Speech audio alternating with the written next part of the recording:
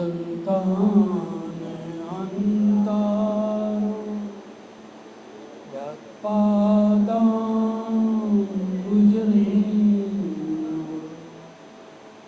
સ્વીયાના તન્નિજાચાર્ય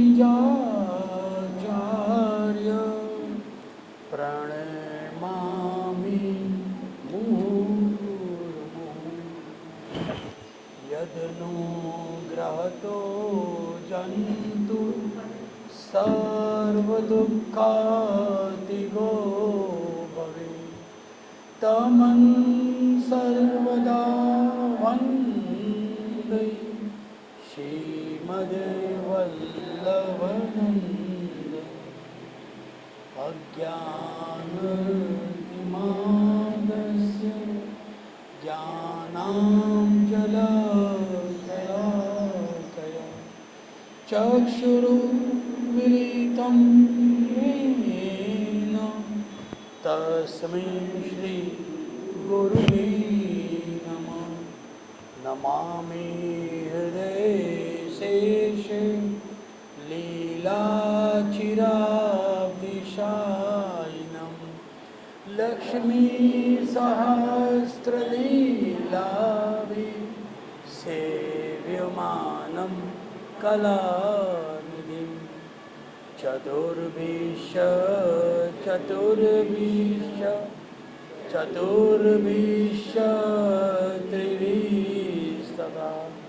ષડ્ભી વિરાજતે યોऽસૌ પંચદા હૃદયે મમ પંચદા હૃદયે. બોલો શ્રી બાલકૃષ્ણલાલ કી જય, શ્રી ગિરિરાજ ધરણ કી જય, શ્રી વલ્લભાધીશ કી જય, શ્રી શ્યામ સુંદર શ્રી યમુને મહારાણી કી જય, શ્રી ગુસાઈજી પરમ દયાલ કી જય.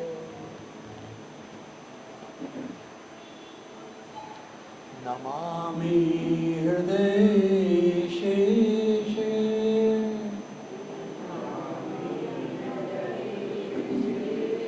લીલાચિરાબ્ધિશાયિનં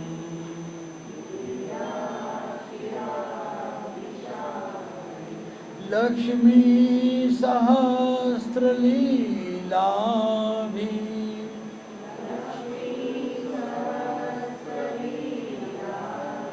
સેવ્યમાनं કલાનિધિં.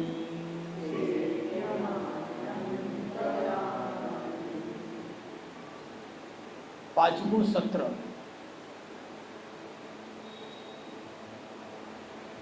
ચાર સત્રમાં આપણે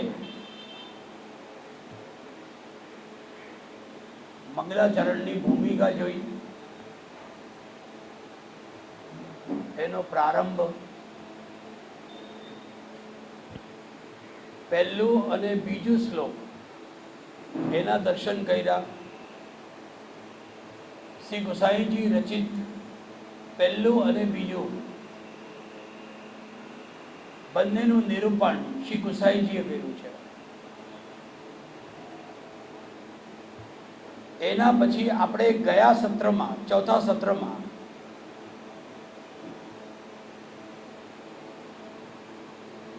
જેમાં ગુરુની વંદના છે, જેનું બ્રહ્મ સંબંધ લીધું તેની વંદના,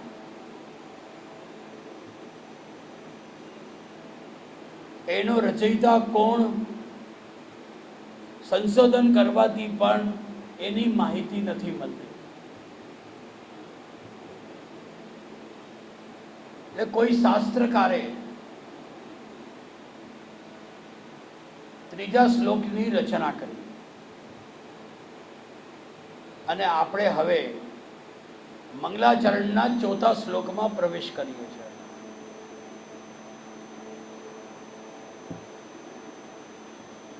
પણ નમામિ હૃદય શેષેથી લઈને કલાનિધિમ સુધી આ પંક્તિનું વિવેચન પહેલા આપણે એના અર્થો સમજી લઈએ. પ્રારંભ થયો નમામી, હું નમન કરું છું. હૃદય શેષે, હૃદય રૂપી શેષ નાગ ઉપર લીલા ચિરાબધી શાઈનમ. આ જે પંક્તિ છે લીલા ચિરાબધી શાઈનમ, આ ત્રણ શબ્દોનું સમાગમ છે. આમાં લીલા ચિરાબધી શાઈનમ. લીલા એટલે પ્રભુની લીલા. ચિરાબ્દી એમાં પણ બે શબ્દોથી બનેલું, એનું આપણે સંધિ વિક્ષત કરીએ, ચીર અને અબધી. અબધીનો અર્થ થાય છે સાગર, એટલે ચીર સાગર. અને આ ક્ષીર સાગર જેમાં પ્રભુને બિરાજવાનો એક અલૌકિક સ્થાન છે, જે અલૌકિક સ્થાન કહેવાય છે. શાઈનમ એટલે બિરાજમાન. શાઈનમમાં બીજો પણ થાય છે કે શયન એટલે નિદ્રા કરવી, સુવાનું સ્થાન, સુવાનો કક્ષ, શયન કક્ષ. પણ અહીંયા શાઈનનો અર્થ નથી કે આપણે સુવામાં, એટલે શયન શબ્દ જે અહીંયા વાપરવામાં આવ્યો સોવાના અર્થમાં નથી, એ બિરાજવાના અર્થમાં છે. કોને બિરાજવાનું? શ્રી ઠાકોરજીનું, પ્રભુને બિરાજવાનું સ્થાન છે. લક્ષ્મી સહસ્ત્ર લીલાભી, લક્ષ્મી રૂપી ગોપીજનો, હજારો ગોપીઓ જેની કોઈ ગણતરી ન થાય. સહસ્ત્ર એટલે હજારો, લીલાભી લીલાઓની સાથે, કલાનિધિ, નિધિનો અર્થ છે ભંડાર, ખજાનો. કલાનો એક ભંડાર રૂપ. હવે આપણે આખા શ્લોકનો અર્થ સમજીએ.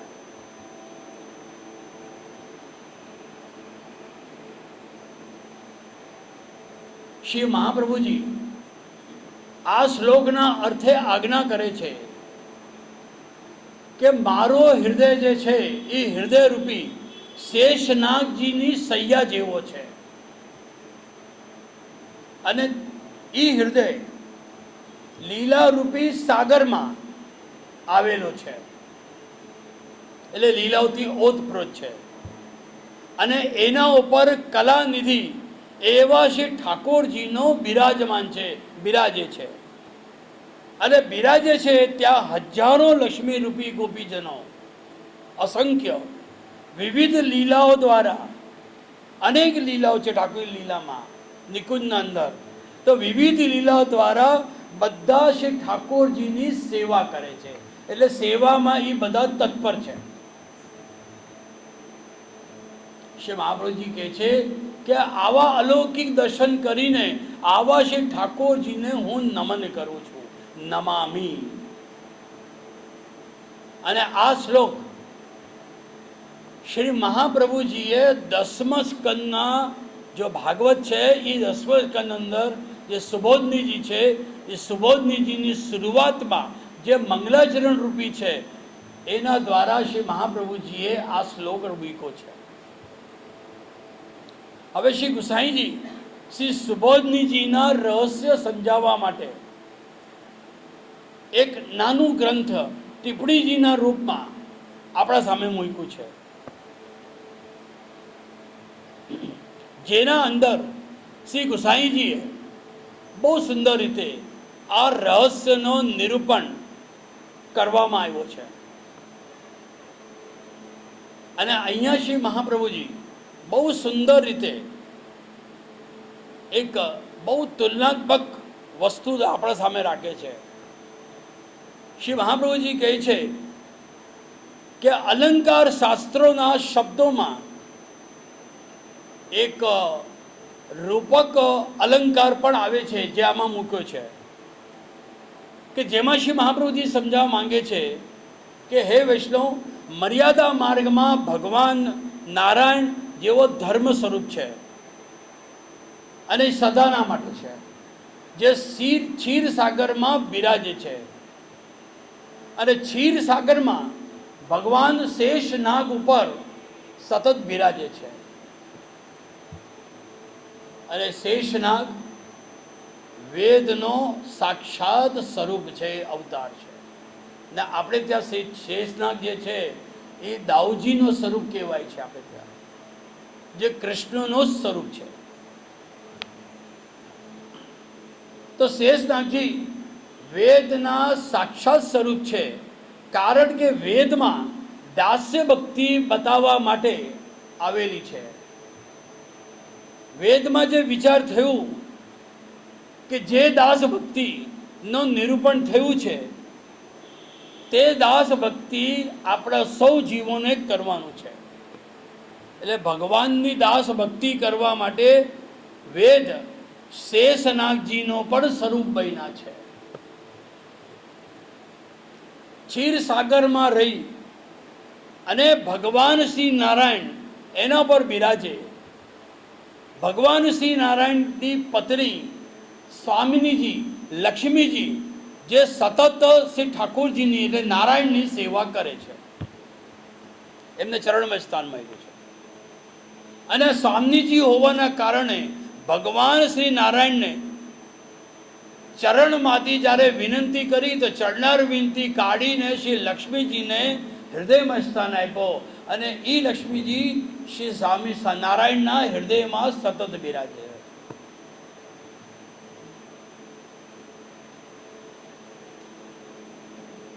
હવે અહીંયા સમજાવ્યું છે કે લક્ષ્મીજીની ભાવના એવી રહી કે ભગવાનના હૃદય કમલમાં રહેવાથી કદાચ મારા અંદર અભિમાન આવશે.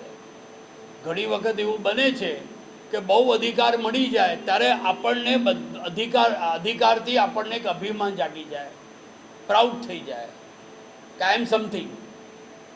એટલે લક્ષ્મીજીએ પણ વિચાર કર્યું કે પ્રભુ મને ચરણાવિંદમાંથી હટાવીને હૃદયમાં પધરાવશે તો મારામાં કદાચ અભિમાન આવી જશે. અને એ અભિમાનના કારણે હોઈ શકે કે મને કદાચ ભગવાન મને છોડી દે કે મારો ત્યાગ કરી દે. તો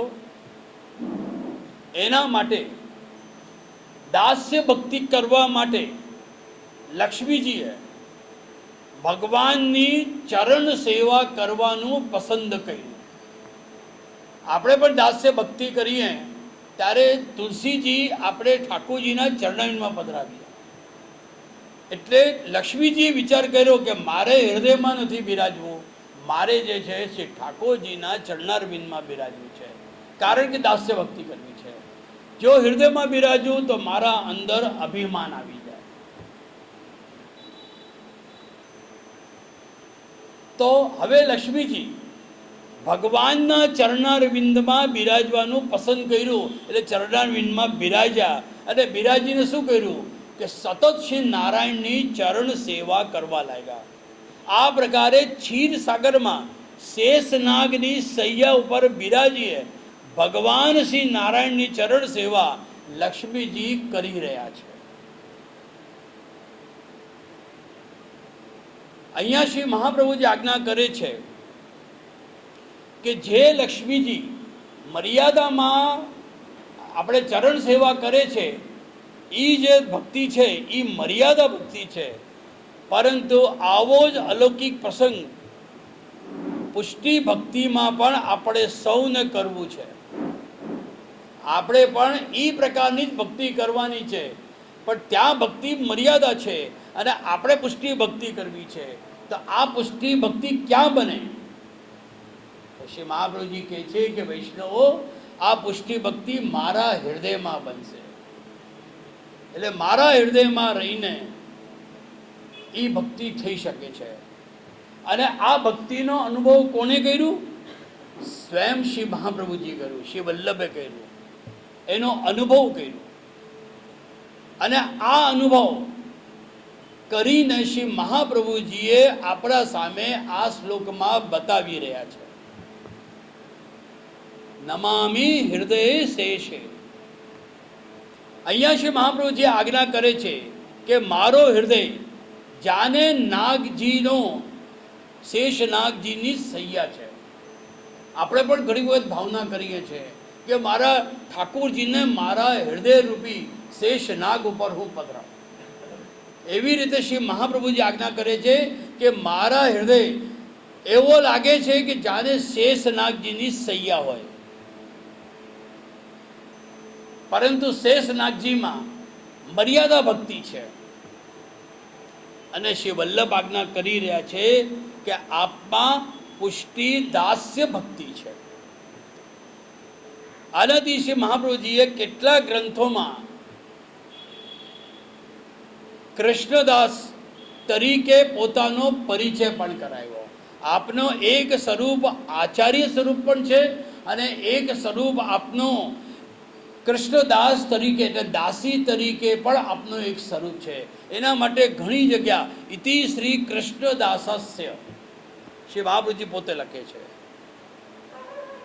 આમ તો લીલામાં શ્રી મહાપ્રભુજી ભગવત સ્વરૂપ સ્વામીની સ્વરૂપથી અને બંનેનો સંમિશ્રણ સ્વરૂપ, બંનેનો સંમિશ્રિત સ્વરૂપ છે, જેનું વર્ણન શ્રી ગોપીનાથજીએ પોતાના શ્રી મહાપ્રભુજીનું જ્યારે વર્ણન કરે છે સૌંદર્ય પદમાં, એ સૌંદર્ય પદની અંદર શ્રી મહાપ્રભુજીએ સંમિશ્રિત સ્વરૂપ બતાવ્યું છે. એટલે શ્રી કૃષ્ણાશય જે મુખારવિંદ સ્વરૂપ છે એ મુખારવિંદ સ્વરૂપમાં શ્રી મહાપ્રભુજીનો એક સ્વરૂપ ભગવત સ્વરૂપ એટલે કૃષ્ણ સ્વરૂપ છે અને બીજો સ્વરૂપ છે સ્વામિની સ્વરૂપ. આપ પુરુષ ભાવમાં પણ છો અને સ્ત્રી ભાવમાં પણ છો. બંને સ્વરૂપનો સંમિશ્રિત સ્વરૂપ બનીને આપણા સામે શ્રી મહાપ્રભુજીનું સ્વરૂપ પધારે છે. જ્યારે પૃથ્વીનો ઉદ્ધાર કરવો હતું, પુષ્ટિ જીવોનું જે દેવી જીવો છે એનો ઉદ્ધાર કરવા માટે પ્રજ્ઞા શ્રી મહાપ્રભુજી, ત્યારે એ બંને સ્વરૂપ લઈને ગુરુ સ્વરૂપે અવતર્યા. આનો અર્થ કે શ્રી મહાપ્રભુજી કેવલ બે સ્વરૂપ નથી, તૃતીયાત્મક સ્વરૂપ છે અને તૃતીયાત્મક સ્વરૂપમાં આપણો જેવો લૌકિક દેહ ધારણ કરીને ગુરુ સ્વરૂપે આ ભૂતલમાં પધાર્યા. તો શિષ્યોને ઉપદેશ દેવા પૂર્વ જ્યારે ગુરુ બને ને ત્યારે ગુરુનો આચરણ પણ કરવું પડે. એટલે શ્રી મહાપ્રભુજીએ ઉપદેશ દેવાના પહેલા, ગુરુ બનવા પહેલા પોતે એ આચરણ કરતા, અને આચરણ કેવલ નથી કરતા, આચરણની સાથે અનુસરણ પણ કરતા હતા. અનુસરે જેને કહ્યા. અને આ ચર્ચા મારા ખ્યાલમાં બહુ પહેલા પણ આપણી થઈ ચૂકી છે. તો જે પોતાનો અનુભવ છે એ પોતાના શિષ્યોને બતાવતા હતા. દાખલા તરીકે આપણે અષ્ટાક્ષર મંત્ર કરીએ, આપણે ગદ્ય મંત્ર કરીએ, આપણે પંચાક્ષર મંત્ર કરીએ, આ બધા જેટલા મંત્રો છે પુષ્ટિ માર્ગમાં, ચાહે દીક્ષાના હોય કે ચાહે સ્મરણ કરેલા હોય, એ બધા શ્રી મહાપ્રભુજીએ સિદ્ધ કર્યા છે. એમ જ લખેલા નથી કે તમે અષ્ટાક્ષર મંત્ર કરો કે પંચાક્ષર મંત્ર કરો કે તમે ગદ્ય મંત્ર કરો. શ્રી મહાપ્રભુજીએ અનુભવ કર્યા.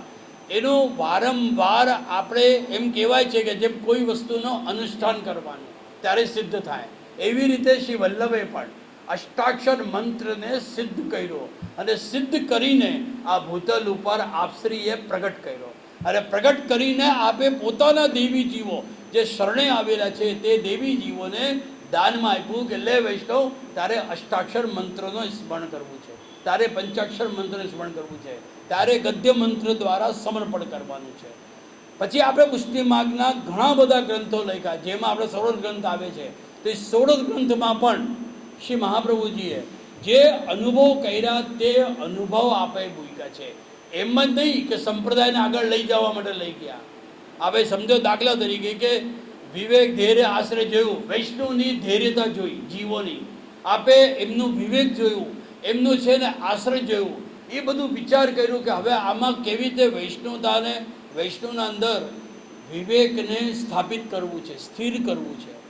એમાં વૈષ્ણવને કેવી રીતે ધૈર્યવાન બનાવવું છે, વૈષ્ણવનો આશ્રય કેવી રીતે મજબૂત કરવું છે, એના માટે વિવેક ધૈર્ય આશ્રય ગ્રંથ લખ્યો છે. એવી રીતે પુષ્ટિ, પ્રવાહ, મર્યાદા, ભક્તિ વર્ધિની, નિરોધ લક્ષણ જેવા જેવા જીવો સન્મુખ થયા તે પ્રમાણે શ્રી મહાપ્રભુજીએ ગ્રંથોની રચના કરી. એટલે પોતે પહેલા અનુભવ કરીને પછી શિષ્યોને બતાવ્યા. એના જ માટે અહીંયા શ્રી મહાપ્રભુજી ગુરુ સ્વરૂપથી પુષ્ટિ માર્ગની દાસ્ય ભક્તિનો અનુભવ પોતે પહેલા કર્યું છે. એમ જ આપી નથી દીધું જીવોને, પોતે અનુભવ કર્યું, એને આચરણમાં લીધું, એને અનુસર્યા, પછી જીવોને શરણે આવ્યા, એને દાનમાં આપ્યું છે. એટલે આપણા માટે જેટલા પણ શ્રી મહાપ્રભુજીએ આપણને આપ્યું છે, ચાહે મંત્ર હોય કે ગ્રંથ હોય, એ બધા સિદ્ધ કરેલા છે. એટલે આ એક અલગ જ આપણો પુષ્ટિ માર્ગ કહેવાય છે, એટલે સિદ્ધ કરેલા છે. તો પછી પોતાનો અનુભવ પણ શ્રી મહાપ્રભુજી બતાવે છે. આ બહુ સુંદર આજ્ઞા કરે છે કે જે પ્રકારે મર્યાદા માર્ગમાં ક્ષીર સાગર છે, તેમજ એમના હૃદયમાં, એટલે મારા હૃદયના અંદર, પોતાના દેહના અંદર એક અદ્ભુત, વિલક્ષણ, અલૌકિક એવો લીલા સાગર બિરાજે છે. આપણે પણ ઘણી વખત શ્રી ઠાકોરજીની લીલાના અનુભવ કરીએ છીએ, ત્યારે એમ સમજવાનું કે એ ક્ષીર લીલા સાગર જે છે આપણા સૌના હૃદયમાં બિરાજે છે. તો આવો લીલા સાગર, ક્ષીર સાગર શ્રી વલ્લભના પણ અનુભવ દ્વારા પુષ્ટિ ભક્તિ માટે એમના હૃદયમાં બિરાજે છે.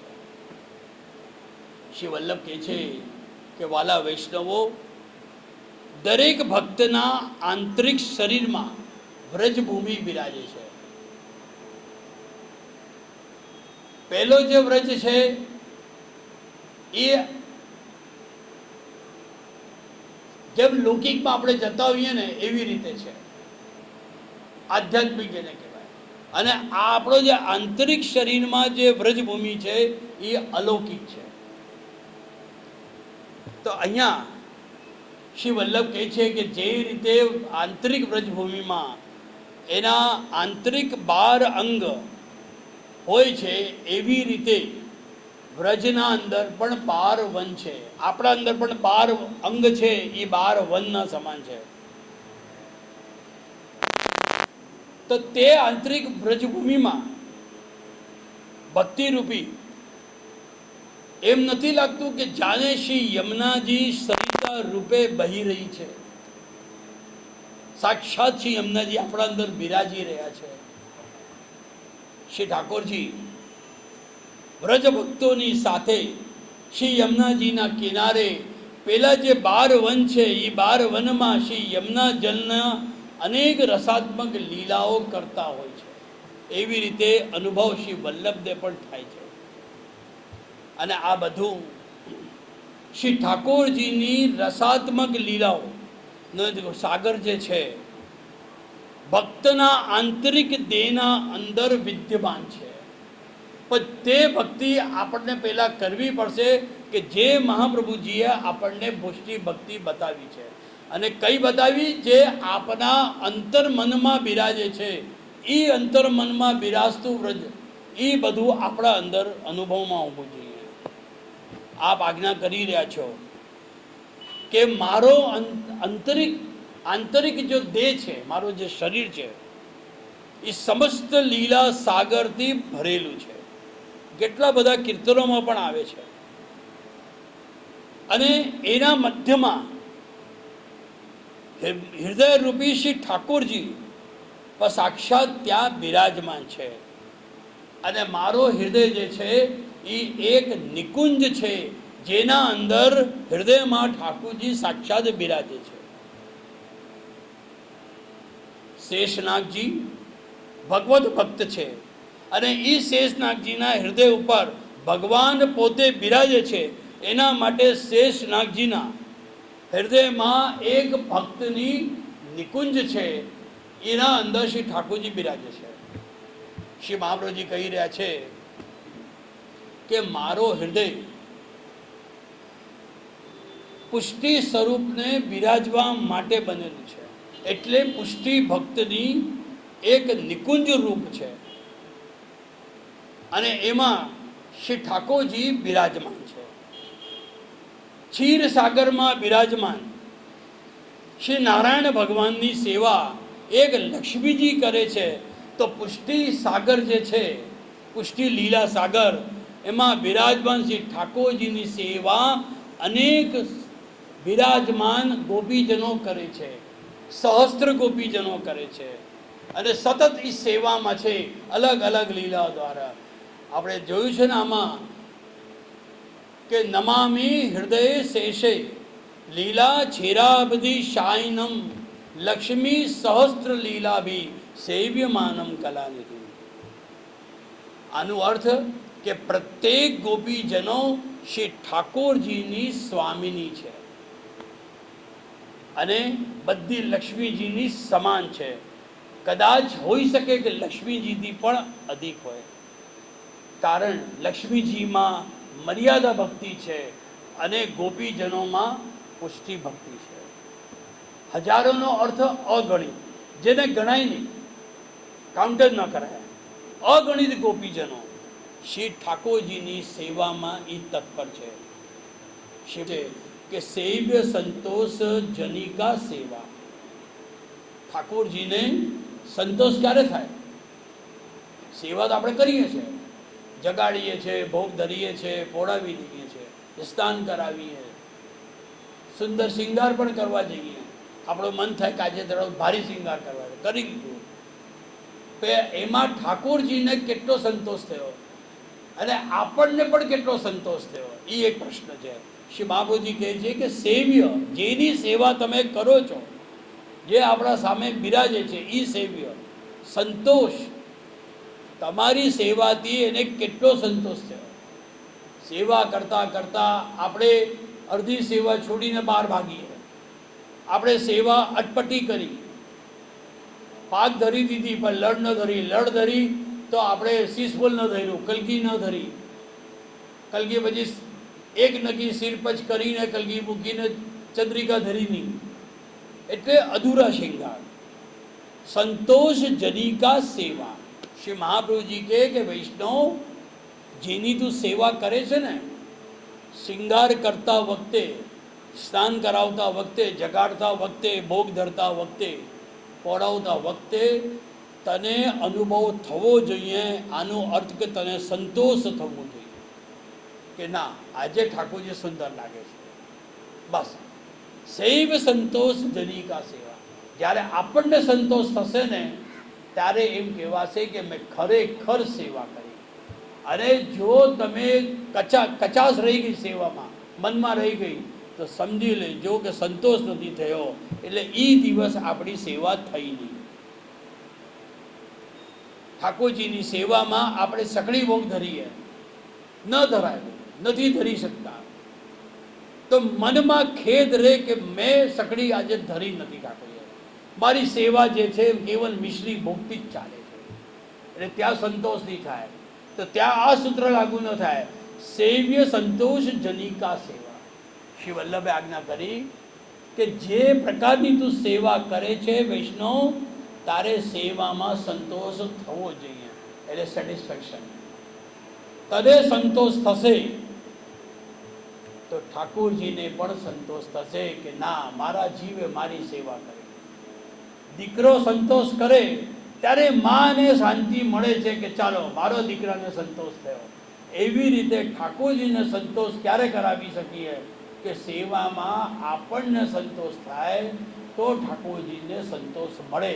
નહીં તો ઠાકોરજી અસંતોષ રહેશે, ઠાકોરજી ખિન્ન જ રહેશે. ઠાકોરજી એમ કહેશે કે તે આજે મારી સેવા મન લગાડીને નથી કરી, તે મારી સેવા ભાવથી નથી કરી. અને પાછો જે સ્વરૂપ આપણને મળ્યા છે સેવામાં, આપણા ભાગ્યમાં આવ્યા છે, આપણા ઘરે પધાર્યા છે, તો અહીંયા શ્રી મહાપ્રભુજી કહે છે કે જેની આપણે સેવા કરીએ ને, એ ઠાકોરજી પ્રતિ પણ આપણને સંતોષ હોવો જોઈએ. ઘણા ઠાકોરજી જો એવા હોય કે બહુ હલકા ફુલકા હોય, બારમાં લુડકી જાય, તારે મનમાં ઘણી વખત ખેદ થાય કે અરે આ ઠાકોરજી વારંવાર લૂંટી જાય છે, એટલે આ સેવા હું કેવી રીતે કરું, મને ફાવતું નથી. ના, તારા ભાગ્યમાં એ જ ઠાકોરજી છે. તારે આપણે સંતોષ કરવાનું સ્વરૂપમાં, અને સંતોષ કરીને એનો સ્વીકાર કરીને એની સેવા કરવાની. એટલે એમાં શ્રી મહાપ્રભુજી આજ્ઞા કરે છે કે તું જે ઠાકોરજી સેવા કરે છે એ સ્વરૂપમાં તારે સંતોષ થવું જોઈએ, તારી પ્રસન્નતા એમાં હોવી જોઈએ. તારી પ્રસન્નતાથી એની ઠાકોરજી જે બિરાજે છે એને પણ પ્રસન્નતા મળે. અને આ પ્રકાર જો થશે તો એનું નામ કહેવાશે સેવા. ઘણા લોકો આગ્રહ કરે કે મારે ચિત્રજીની સેવા છે, મારે સ્વરૂપ પધરાવવું છે, અથવા મારે ત્યાં સ્વરૂપ છે. હવે બંધુ, હવે આના કરતાં તો ચિત્રજી હોય તો બહુ સારું થાય. આ મારે ચિત્રજી હોય તો સ્નાન કરાવવા ન પડે, અંગ વસ્ત્ર કરવા ન પડે, શિંગાર મારે કરવા ન પડે, એટલે કેવળ જગાડે અને ભોગ દે અને પડાવી દીધા. તો ત્યાં ઠાકુરજીની પ્રસન્નતા નથી. આપણે જે સ્વરૂપની સેવા કરીએ, ચિત્રજી સેવા કરીએ, આપણે પ્રસન્નતાથી સેવા કરીએ, આપણા ઠાકોરજી આપણો અહોભાગ્ય છે કે આપણા ઘરે પધાર્યા, અને એ ઠાકોરજીને પણ પ્રસન્નતા થાય કે મારો જીવ મારી સેવા કરે છે. તો શ્રી ઠાકોરજીને પ્રસન્ન કરવા માટે ત્યાં હજારો ગોપીજનો ઠાકોરજી સેવામાં તત્પર છે, અને વિવિધ પ્રકારની જે રસાત્મક લીલાઓ છે એ કરી રહ્યા છે. એ સમસ્ત લીલાઓ ચાલે છે, અને તમામ એમની બધી લીલાઓને શ્રી ઠાકોરજીની સાથે જોડી રહ્યા છે. જેમ આપણે આ બોતલમાં રહીને તમામ આપણી સેવા, આપણો ભાવ, આપણો પ્રકાર ઠાકોરજી સાથે જોડી લઈએ છીએ, એવી રીતે આ ગોપીજનો પણ ઠાકોરજીના સાથે તમામ લીલાઓને જોડી રહ્યા છે. એમ કહેવાય છે કે ઠાકોરજીની લીલાની રસાત્મક આનંદને માંડવા બેરી રહ્યા છે. આ પ્રકારે ગોપીજનો આ સર્વ લીલા શ્રી ઠાકોરજીના તત સુખના માટે લીલા કરી રહ્યા છે. આપણે પણ જે કરીએ છીએ શ્રી ઠાકોરજીને તત સુખ માટે કરીએ. ગુરુદેવે પુષ્ટાવીને ઠાકોરજી પધરાવી દીધા છે. આપણા શરીરથી જેવી થાય એવા આપણા તત સુખ માટે ન કરીએ સેવા, બલકે ઠાકોરજીના તત સુખ, એટલે ઠાકોરજીને સુખ મળે એવી રીતે સેવા કરીએ. જેમ લૌકિકમાં આપણા બચ્ચાઓ માટે આપણે તત્પર રહીએ છીએ, આપણે એનું ધ્યાન રાખીએ, એવી રીતે અલૌકિકમાં પણ ઠાકોરજીના માટે પણ એમના તત્સુખ માટે કરીએ. એના જ માટે ગોપીજનો દ્વારા શ્રી ઠાકોરજી સુખ સેવીએ છે. એટલે આ ગોપીજનો દ્વારા નિકુંજના અંદર લીલામાં, ક્ષીરસાગરમાં જે તત્પર છે સેવામાં, એના સેવાના પ્રકારથી ઠાકોરજીને સુખ મળે છે, અને સુખથી એ સેવાય છે. આનો અર્થ કે ઠાકોરજી પોતે એ સેવા કરાવે છે. આપણા ઘરે પણ આપણે કાંઈ નહીં સુખી સેવા પણ કરીએ, આપણે નથી કરી શકતા કોઈ કારણસર, તો ઠાકોરજી એમાં પ્રસન્નતાથી આપણા ઘરમાં બિરાજે છે. શ્રી ઠાકોરજી માટે અહીંયા કલાનિધિ, એટલે કલાનિધિ શબ્દનો પ્રયોગ કર્યો છે. નિધિનો અર્થ ભંડાર, ખજાના. વિદ્વાનો કહે છે કે જગતમાં અનેક કલાઓ છે, અને એમાં પણ 64 કલા મુખ્ય ગણવામાં આવી છે. બધા કહે છે ને કે આ અંદર 64 કલા છે, અને આ 64 કલા ક્યાં છે? લૌકિકમાં છે. અને તે જ રીતે, તે જ પ્રકારે અલૌકિકમાં પણ ઘણી બધી કલાઓ છે, એટલે 64 કલાઓ. અને આ 64 કલાઓમાં પૂર્વ પ્રવીણ અને વિશારદ કોઈ હોય તો કેવલ શ્રી ઠાકોરજી છે.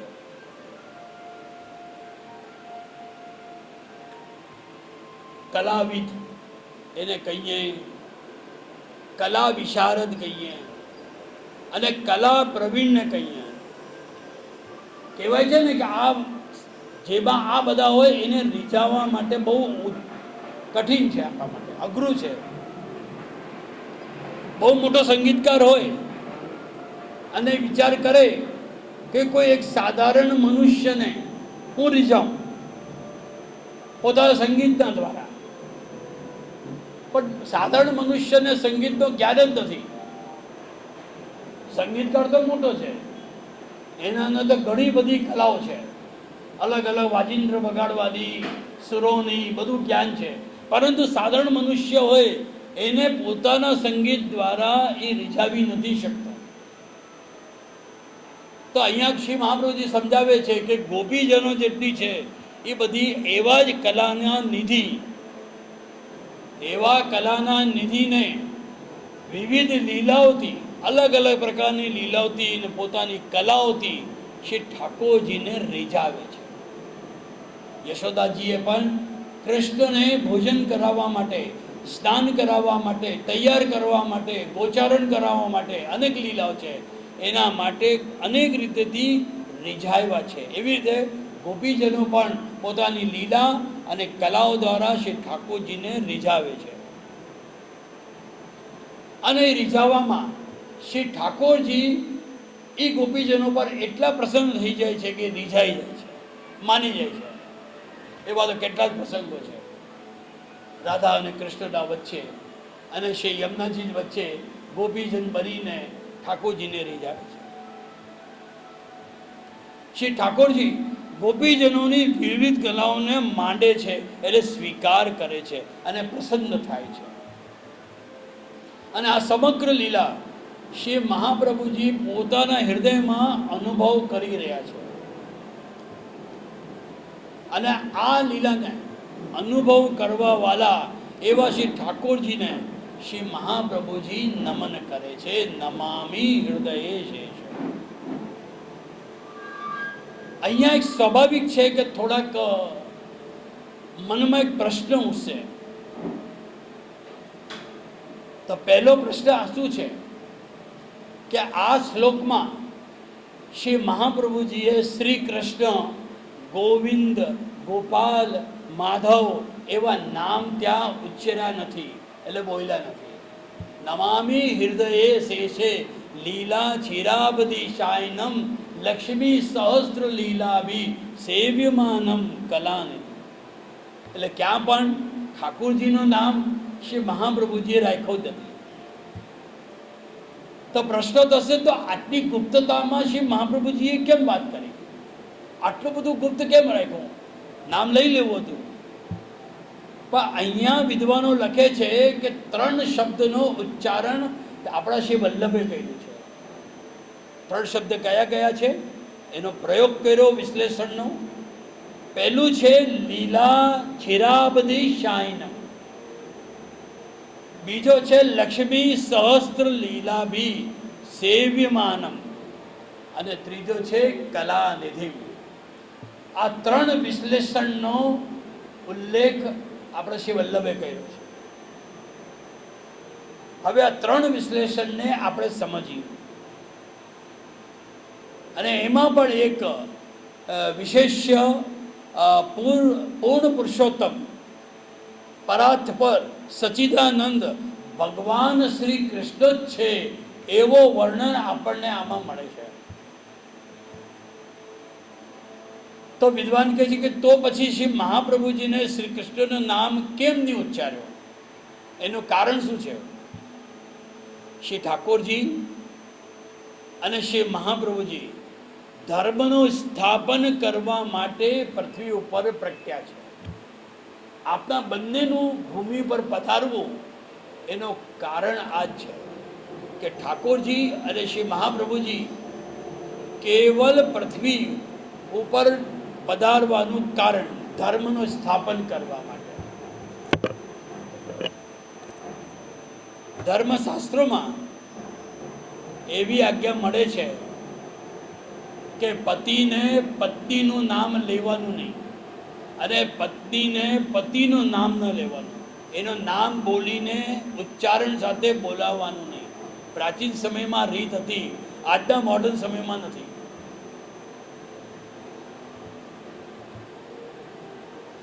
તો આ ધર્મશાસ્ત્રમાં હોવાના કારણે આ આજ્ઞાનું પાલન અને આજ્ઞા કરવાવાળા શ્રી ઠાકોરજી અને શ્રી મહાપ્રભુજી પોતે કેવી રીતે કરી શકે, પોતાનું નામ કેવી રીતે ઉચ્ચારી શકે?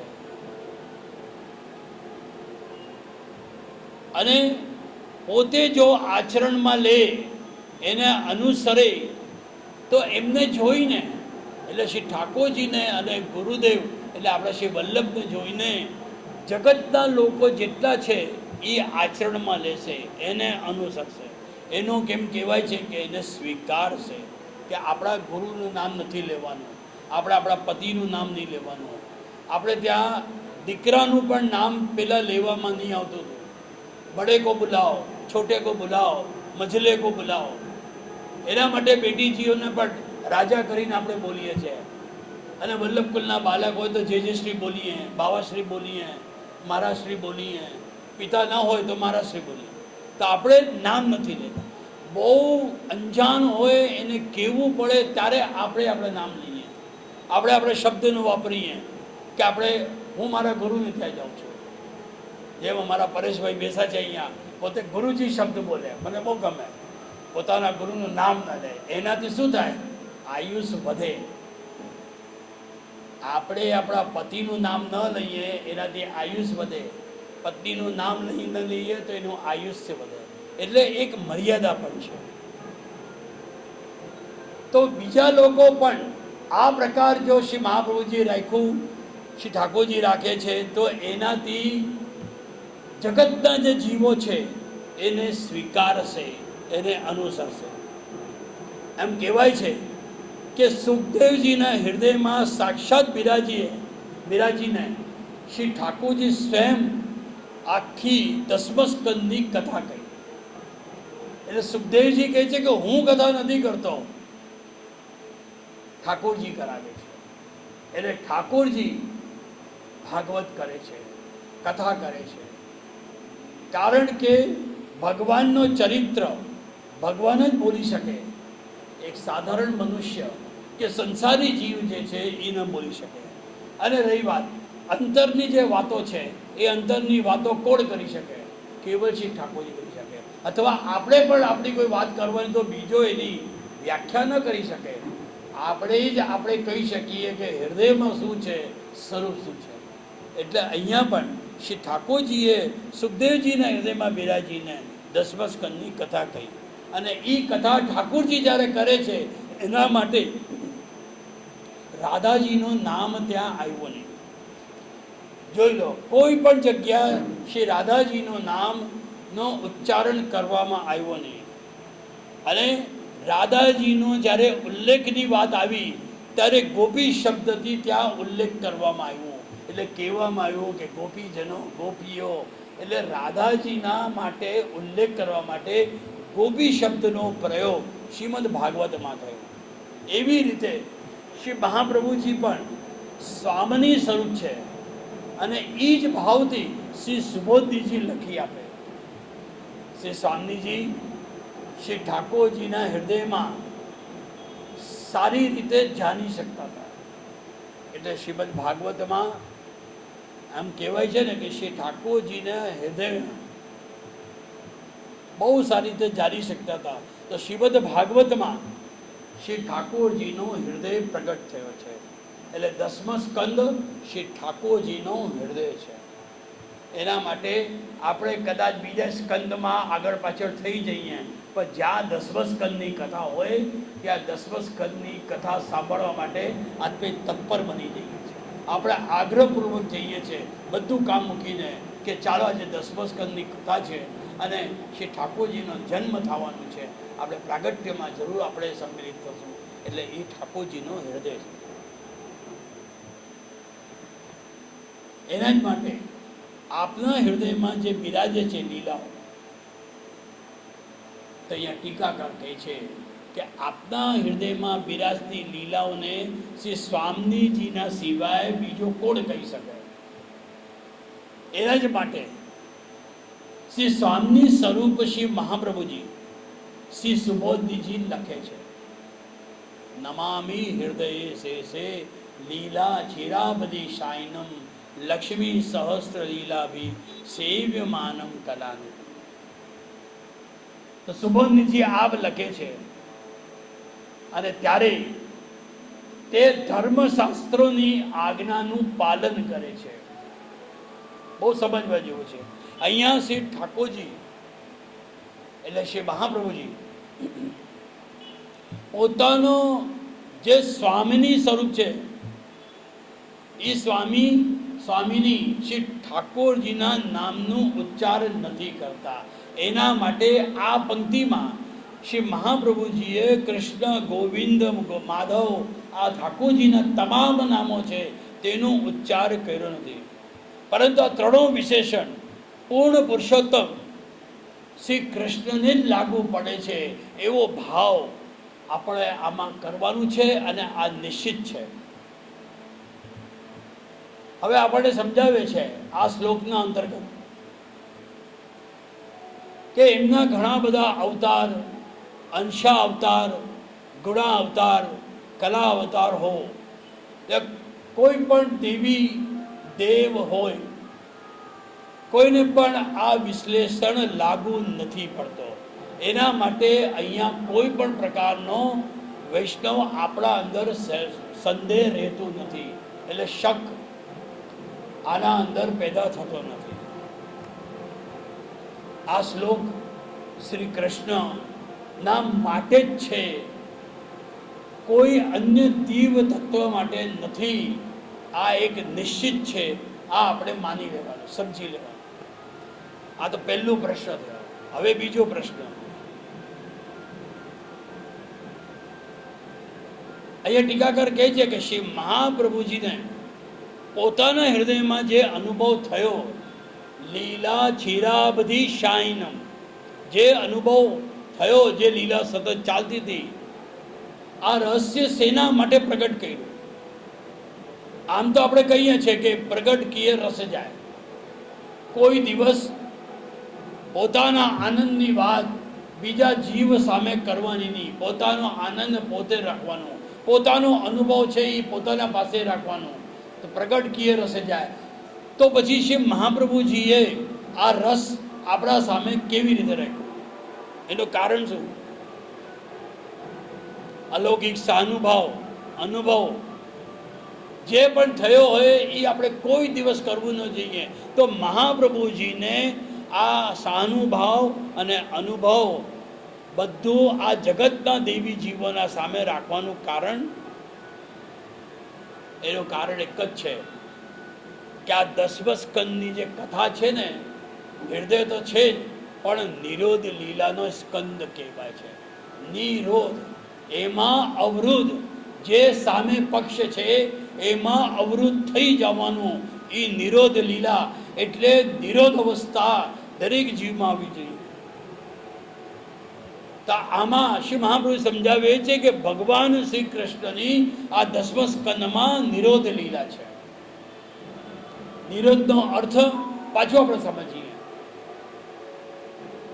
કે ભક્તના ચિત્ત જેમાં લૌકિક છે, અહંતા અને મમતાના કારણે સંસાર છૂટતો નથી. મેં મારું આપણે કરીએ છીએ. તો ભક્તના ભગવદીના ચિત્તમાં લૌકિક કારણથી, અહંતા મમતાથી સંસાર છૂટતો નથી. અને એ છોડવા માટે ભગવાનમાં આસક્ત બને જીવ, તેના માટે આ નિરોધ લીલા છે. આ નિરોધનો અર્થ. હવે ત્રીજો અર્થ સમજીએ. શ્રી મહાપ્રભુજી કહે છે કે વૈષ્ણવો સર્વ શક્તિઓની સાથે, તમામ શક્તિઓ સાથે ભગવાન એટલે ઠાકોરજી જે છે એ જગતમાં અને ભક્તના હૃદયમાં સતત બિરાજે છે. તમામ બધી શક્તિઓની સાથે. અને બંને પ્રકારને સિદ્ધ કરવા માટે 10મા સ્કંદમાં જે લીલા છે તે નિરોધ લીલા છે.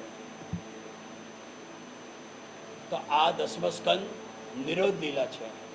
અને એનું સિંચન કરવા માટે શ્રી મહાપ્રભુજીએ મંગલાચરણમાં આ નિરોધ લીલાનું વર્ણન કર્યો છે કે નમામી હૃદયે શેષે લીલા ચિરાબધી શાયનમ લક્ષ્મી સહસ્ત્ર લીલાભી સેવ્યમાનમ કલાનિધિ. 10 સ્કંદનું આ બીજ છે, આ મંગલાચરણના શ્લોકની અંદર. એના માટે આ બીજમાં બીજરૂપી આ નિરોધ લીલા કહેવાય છે. શ્રી મહાપ્રભુજીએ આનું વર્ણન કર્યું. હવે મહાપ્રભુજી સમજાવી રહ્યા છે કે સેવા દ્વારા કે કથા દ્વારા પુષ્ટિ ભક્તો જે પોતાના અંદર રહેતી જે લૌકિક વસ્તુઓ છે, તત્વ છે, એ લૌકિક અને સાથે અહંતા મમતાથી મુક્ત થઈ જાય ત્યારે એને ભગવાનથી પ્રેમ થવા લાગે. જ્યાં સુધી એ અધિકાર રાખતો હોય કે આ બધું મારું છે, ત્યાં સુધી કેવા ખાતર એ સેવા કરે છે એને ઠાકોરજીથી પ્રેમ નથી. અને ઘણા લોકો દેખાદેખીથી સેવા કરતા હોય કે પેલો સામેવાળો સકડી ધરે તો હું પણ સકડી ધરું, એમાં ઠાકોરજીની પ્રસન્નતા નથી. આપણે પરિસ્થિતિ પ્રમાણે ભગવાનમાં પ્રેમ વધે, ભગવાનથી પ્રેમ થાય અને પ્રભુને આપણાથી પ્રેમ થઈ જાય, પરસ્પર થવું જોઈએ. એના માટે આપણો લૌકિક, આપણી અહંતા મમતા આ બધું ત્યાગ હોવું જોઈએ. અને જ્યારે જીવનમાં પ્રેમ વધે ને ઠાકોરજી પ્રતિ, ત્યારે આસક્તિનો રૂપ ધારણ કરી લે છે. એના આસક્તિનું સ્વરૂપ આપણા પુષ્ટિ માર્ગમાં કુંભનદાસજી છે. અતિ ઉત્કૃષ્ટ જ્યારે થઈ જાય ને પ્રેમની દશા, આસક્તિ દશા, ત્યારે એનો પાછો સ્વરૂપમાં પરિવર્તિત થાય છે, વ્યસન દશાના સ્વરૂપમાં બની જાય છે. જેમ આપણે ત્યાં ગજ્જન ધાવન જે ઠાકુરજી વગર નહીં રહી શકતા હતા, એવો સુદૃઢ સર્વોતોધિક બનેલો ભગવાનના પ્રતિ જે આપણો સ્નેહ છે, જો ભક્તને થઈ જાય તો સમજવાનું કે ભગવાનમાં આપણો હવે નિરોધ થયો છે, એવો આપણે ત્યાં કહેવામાં આવ્યો છે. ત્યાર સુધી આપણે નિરોધ અવસ્થામાં નહીં પ્રવેશ કરી શકીએ. આ નિરોધ અવસ્થાની પ્રવેશ કરવાની શરૂઆત છે. અને પછી તે ભક્ત ભગવાન વગર રહી નથી શકતો અને ભગવાન પણ ભક્તો વગર નથી રહી શકતો. જેનું ઉદાહરણ આપણે ત્યાં કુંભનદાસ પણ છે, જે આસક્તિના સ્વરૂપ, અને સાથે સાથે ગજ્જન ધાવન પણ છે, જે એકબીજા વગર નથી રહી શકતા, જેમાં જ્વર ચડી જતું હતું. એકબીજા વગર રહી ન શક્યા. આનો અર્થ કે બીજો વિચાર આવે જ નહીં. ભગવાન વગર એને કાંઈ દેખાય નહીં અને કાંઈક પણ એને અનુભવ થાય નહીં. અહીંયા શ્રી મહાપ્રભુજી સમજાવી રહ્યા છે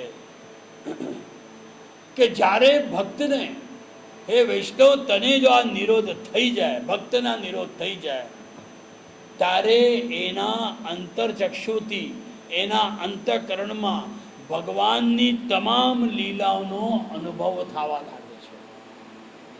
પછી અનુભવ થાય. એ ન સંસારમાં રસ લે, ન લૌકિકમાં રસ લે, ન સંબંધોમાં રસ લે, એ કોઈ સાથે પણ લોક વ્યવહાર રાખતો નથી, કેવલ લોકાચાર્ય સંબંધ રાખતો. અને પછી તમામ લીલાઓનો અનુભવ એના અંદર થવા લાગે. ક્યારે?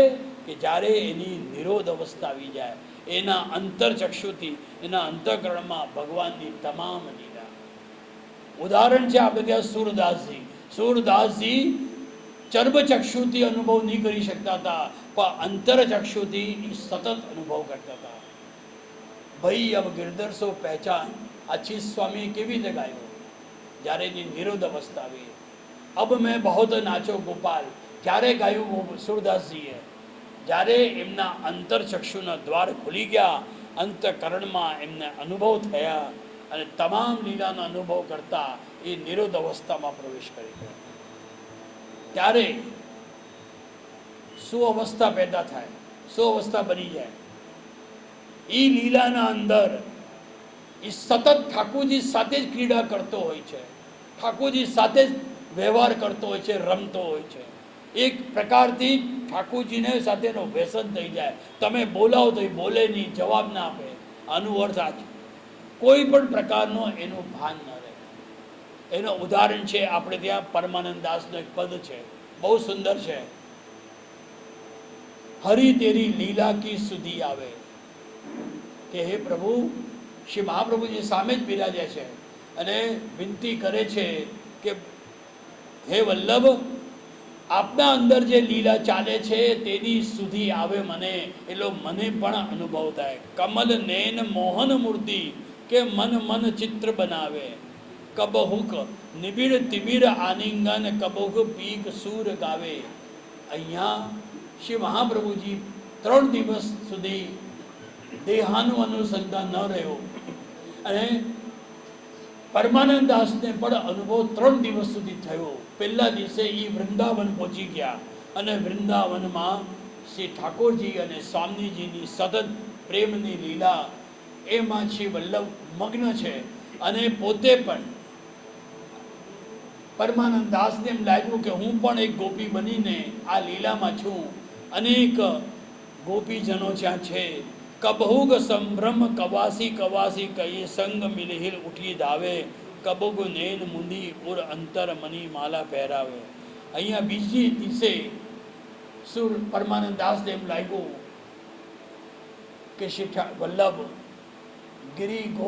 ગિરી ગોવર્ધન ગિરી કંદરામાં પ્રવેશ કરી ગયા છે અને ત્યાં એ ગિરી કંદરાની લીલામાં વ્રજભક્ત બનીને પરમાનંદ દાસ પણ અનેક લીલામાં છે. મૃદુ મુસિકાની બંક અવલોકની, ચાલ છબેલી ભાવે, એક બાર જાહી મિલી, કૃપા કરી સૌ કેન બસાવે. એવું લાગ્યું ત્રીજા દિવસે કે યમુનાજીની તટોમાં કુંજોમાં પ્રવેશ કરી ગયા છે અને શ્રી યમુનાજીની અનેક કુંજોમાં વન ઉપવનમાં શ્રી ઠાકોરજી સ્વામીજી સાથે વિહાર કરી રહ્યા છે. આ દર્શન પરમાનંદ દાસને થયા. પરમાનંદ દાસ પ્રભુ શ્યામ ધ્યાન કરી એસે વિરહ ગવાવે. આજે પરમાનંદ દાસનો પણ દેહ અનુસંધાન છૂટી ગયો. પરમાનંદ દાસને લાગ્યું કે જો આવી રીતે ધીરોધ અવસ્થામાં રહેશું, ક્યાંક આ જગતનો ત્યાગ કરી દે શ્રી વલ્લભ, અને જીવ પણ ત્યાગ ન કરી દે, અને ત્યાં પોતાના પદ દ્વારા પરમાનંદ દાસે પાછો આ જગતમાં શ્રી મહાપ્રભુજીને એ લીલાથી બહાર પધરાવ્યા. તો બહુ સુંદર કીર્તન છે, હરી તેરી લીલા કી સુધી આવે.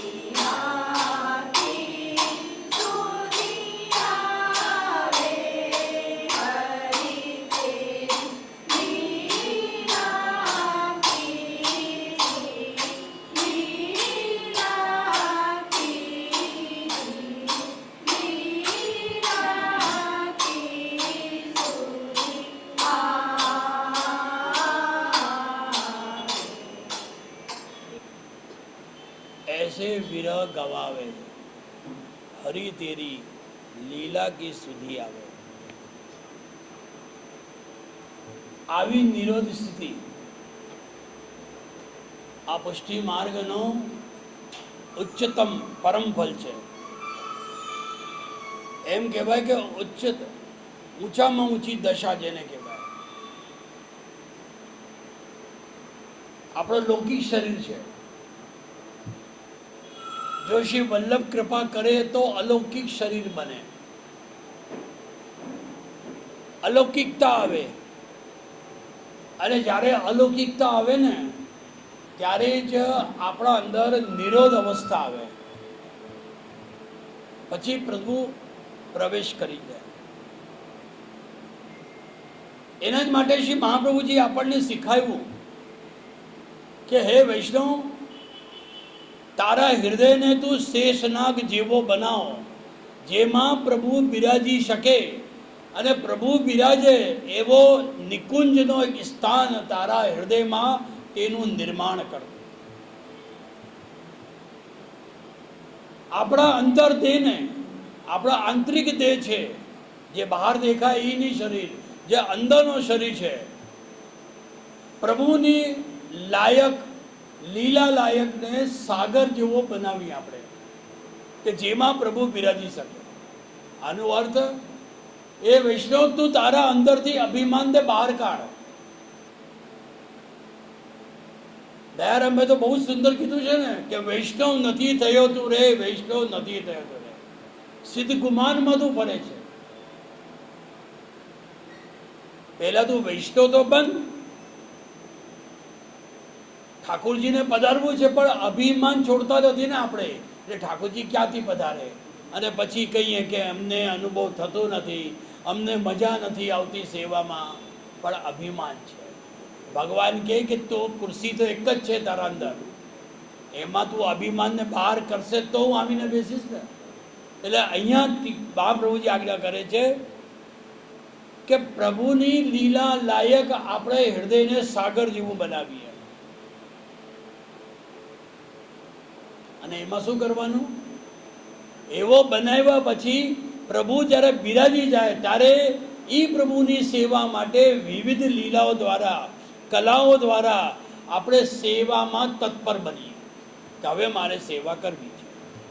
આપણે સેવા કરીએ ત્યારે કેવી તૈયારી કરીએ? સ્નાનની આખી તૈયારી કરી લઈએ, લોટી ભરીને ગુનગુનો પાણી લઈએ, થાળી લઈ લઈએ, અંગ વસ્ત્ર રાખીએ, થાળી ઉપર બીજા વસ્ત્ર પધરાવીએ જેમાં ઠાકોરજી બિરાજે, શિંગારની તૈયારી કરી લઈએ, પછી ઠાકોરજીની ગાદી સહિત આપણે પધરાવીએ અને પછી બાકો ક્રમ કરીએ. તો એવી રીતે વિવિધ લીલાઓ અને કલાઓથી સેવા કરવા માટે તત્પર બનીએ.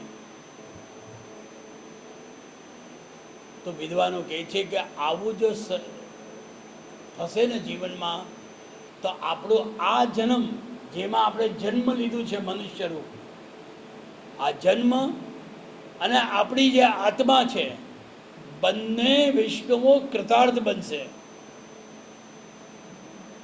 શ્રી મહાપ્રભુજી નિરોધનું સ્વરૂપ સમજાવવા માટે છે નિરોધ લક્ષણ નામનો 16 ગ્રંથનો ગ્રંથ આપણા સામે મૂક્યો, જેમાં શ્રી મહાપ્રભુજી સમજાવે છે કે અનેક ભગવદ લીલાઓના આપણા પુષ્ટિ માર્ગમાં કીર્તનો છે. એ કીર્તનથી, અનેક ભગવદ લીલાઓના ગુણગાનથી ભગવાનમાં મનનો નિરોધ સરળતાથી આપણો થઈ શકે છે. એ મનનો નિરોધ કરી દે. એના જ માટે ભક્તિવર્ધની ગ્રંથ આપણા સામે રાખીને આપે આજ્ઞા કરી કે વૈષ્ણવો કે સેવા યામ વા કથા યામ વા યસ્યા શક્તિ દૃઢા ભવે યાવજ જીવમ તસ્ય નાશો ન ક્વાપી ઇતિ મતિર્મમા. આનો અર્થ આ કે જો સેવા ન બને વૈષ્ણવ તો કથા કરો, એટલે વાંચન કરો. કોનું વાંચન કરો?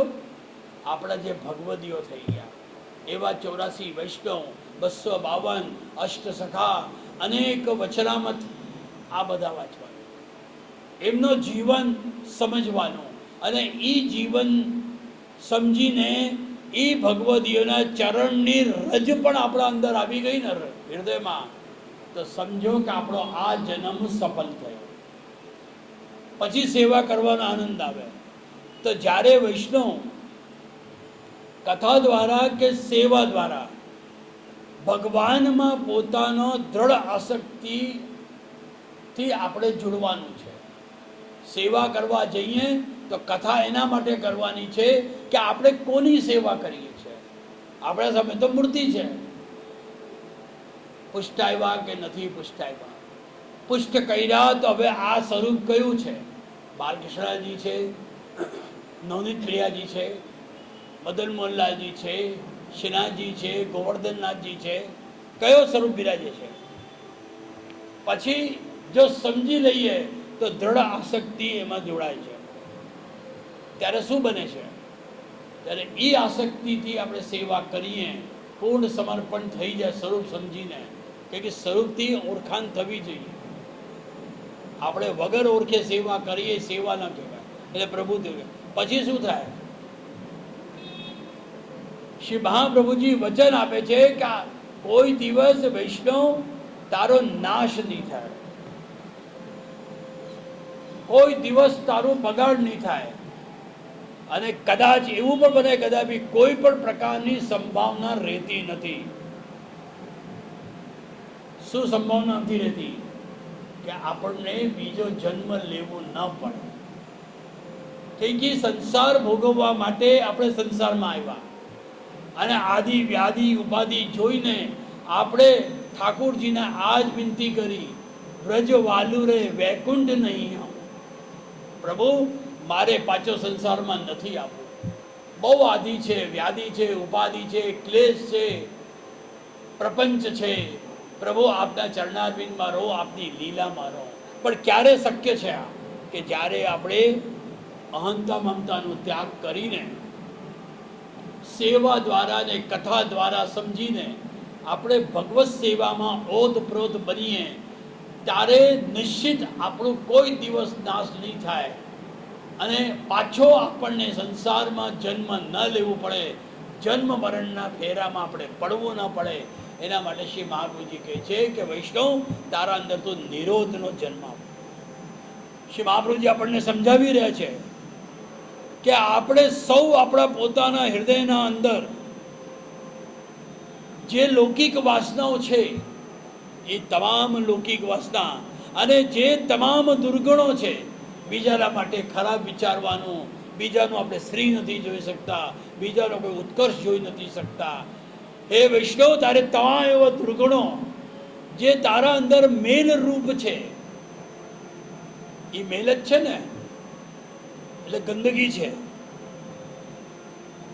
તેને આપણને સાફ કરવું પડશે, તેને હટાવવું પડશે, એનાથી આપણે નિવૃત્ત થવું પડશે. અને નિવૃત્ત થશે તો તે હૃદયના અંદર શ્રી ઠાકોરજીને બિરાજવાની એક નિકુંજ બનશે.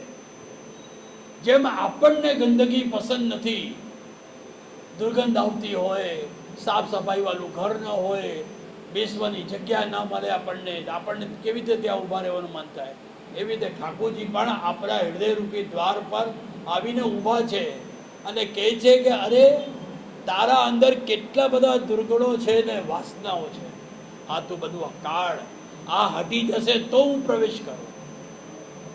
પણ આપણે જીવનભર રહ્યા એમાં, એટલે ઠાકોરજી પ્રવેશ થયો નહીં, અને પ્રવેશ ન હોવાના કારણે આપણે સેવા પરિપૂર્ણ કરી તો જન્મ મરણના ફેરામાં બંધાઈ રહ્યા.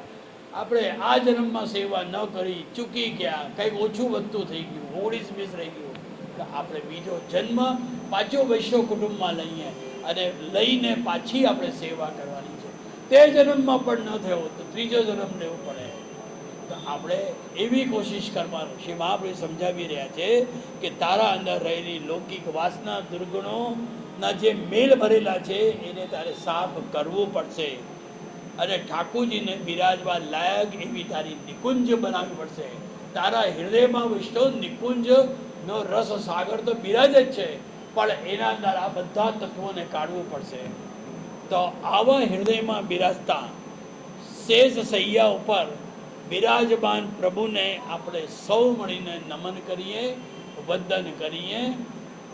નમામિ હૃદય શેષે લીલા છિરાવલી શાયનમ લક્ષ્મી સહસ્ત્ર લીલાભી સેવ્ય માનમ કલાનિધિ. આ રીતે ચોથા શ્લોકમાં બિરાજતા શ્રી વલ્લભના ચરણારવિંદમાં પુનઃ આપણે દંડવત પ્રણામ કરીએ. બોલો શ્રી વલ્લભા શ્યામ સુંદર શ્રી યમની શ્રી ગોવર્ધન આજ કી આનંદ.